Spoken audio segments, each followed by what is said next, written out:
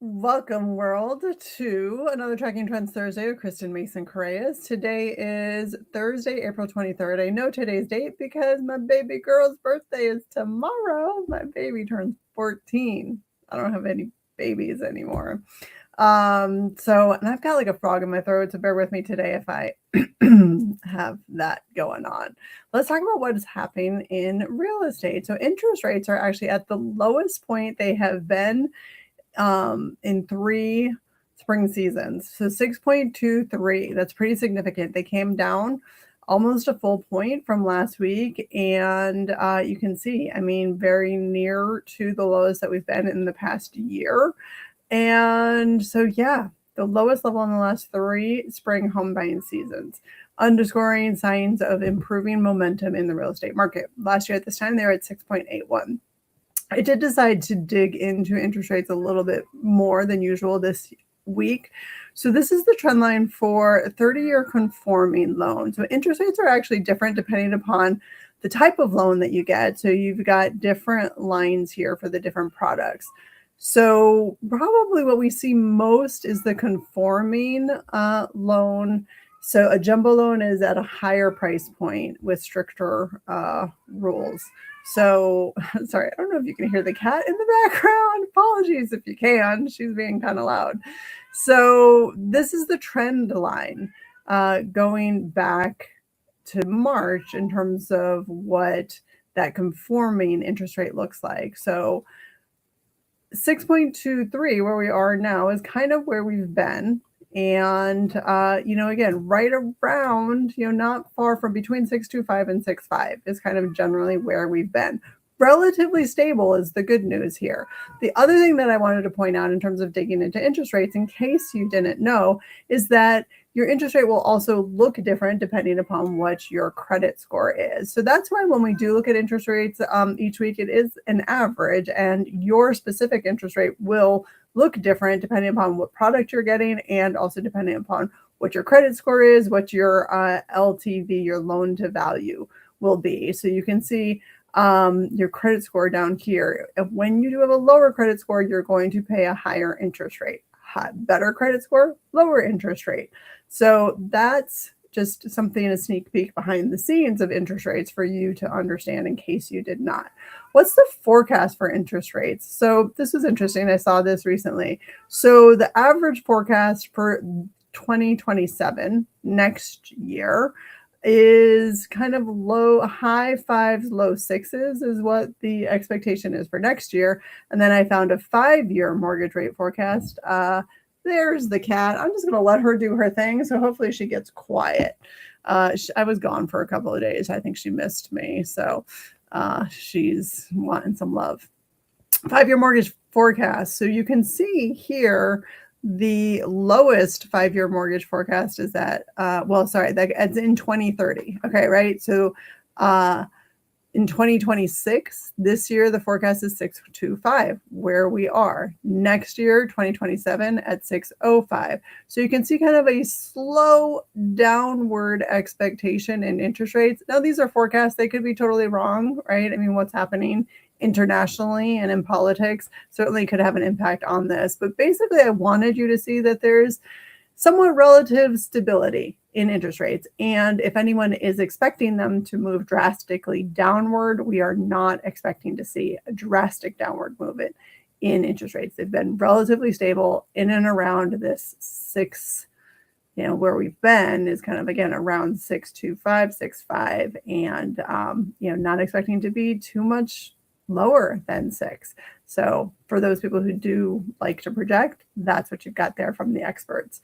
In the mid-Atlantic region, which is Virginia, DC, Maryland, Pennsylvania, West Virginia, Delaware, and New Jersey, median list price hit an all-time high at $475, a record weekly high. And compared to last year, it's 5.5% greater than the same week last year. So that is obviously a sign of strength in our real estate market. Contracts also saw a big increase, 16.6 increase from the same week last year. We did see a dip in interest rates last week, and also with more inventory out there. The expectation is that those two things combined are bringing the buyers out as the spring market gears up.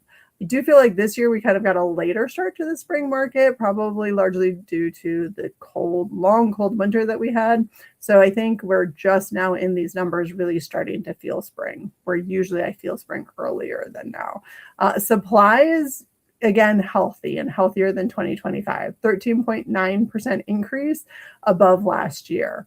And though in some local markets, I've been saying this, just because inventory is up, that's not like a scary or bad thing, because inventory has been low for so long, and then some pockets do still have low inventory, depending upon the price point. Frankly, that's another place where we can see changes in what the inventory looks like, is the price point. So the information here is good for you if you are, thinking about buying and selling, but really have a one-on-one conversation with me, and let's dig in and kind of look more specifically at the specific numbers that impact you and your decisions, if that's the case.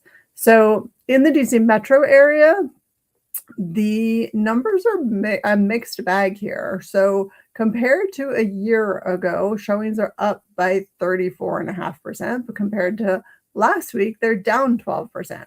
Why are they down? That I'm not sure of. Purchase contracts up year over year and week over week. So even though showings were down, contracts were up almost 30%. Time to contract longer by 2 days year over year, shorter by a day week over week, with a median time to contract of 24 days. New listings up year over year, but down week over week. Median list price up 1.1% year over year, but down 1.1% week over week. Active listings up 13% compared to last year, and up only 3% compared to last week. So to be honest with you, this is a mixed bag of numbers and up and downs, and I don't have an explanation necessarily why some things are down here week over week. What is different this past week than the week before? Not sure there. The hyperlocal market I track more so in terms of knowing what's going on there. The DC metro area is obviously a larger market, so I can talk more not intuitively is not really the word I'm looking for, but I have more intimately, that's the word I was looking for. I have more intimate knowledge of our hyperlocal market. So let's go there.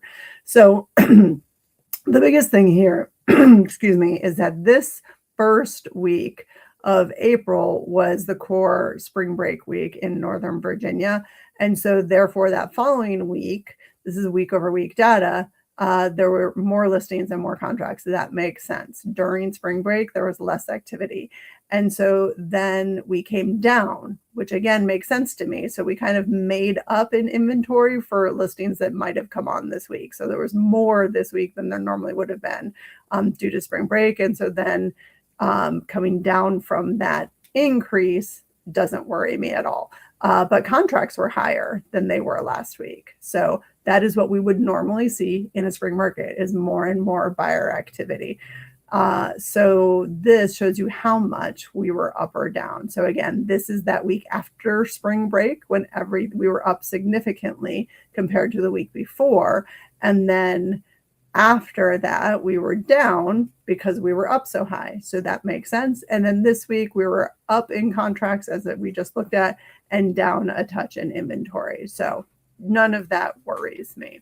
Year over year, so here we had a significant increase. And the reason why here is because year over year, last year, this week, in Northern Virginia, in Fairfax County, was on spring break this week last year. So that's why we were more than 50% higher in inventory and in contracts than last year.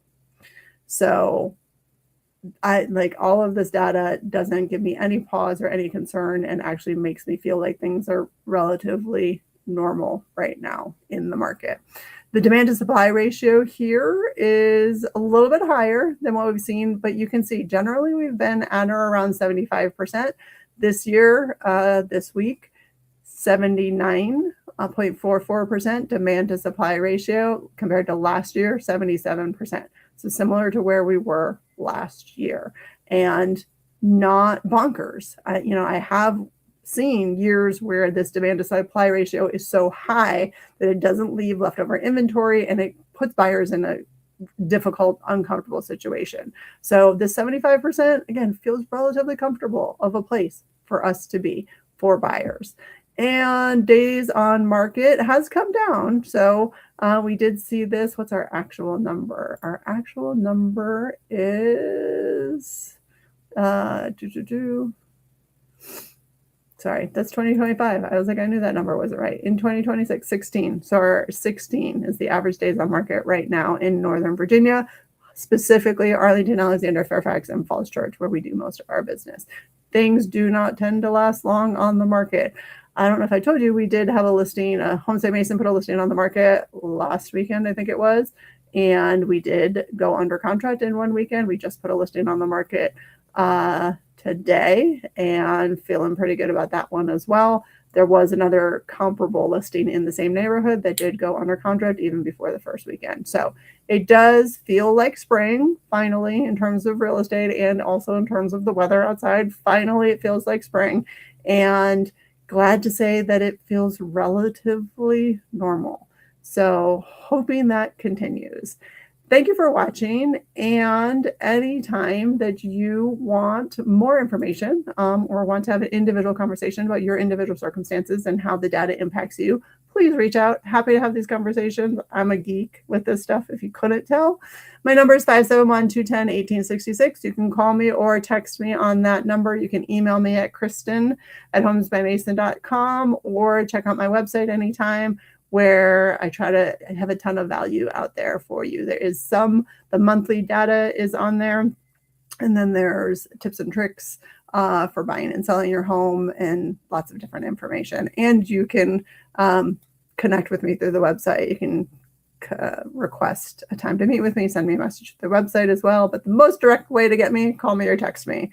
Thanks for watching and have a great weekend.